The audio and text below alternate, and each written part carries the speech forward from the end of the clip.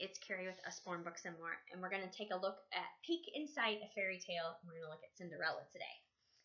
And these pages are a really thick cardstock, and there are flaps. See how the pages go together? I'm pulling each page out, and see how the picture kind of comes there? Okay. So this is the story of Cinderella, and there are some tabs, and inside the tabs there's more to the story. We have a flap here. There's the fairy godmother.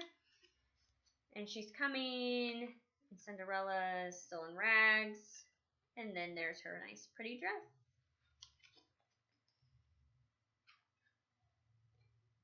Lots to see.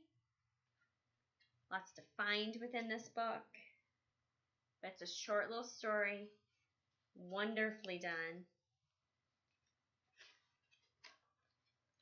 And it's the peek inside Cinderella.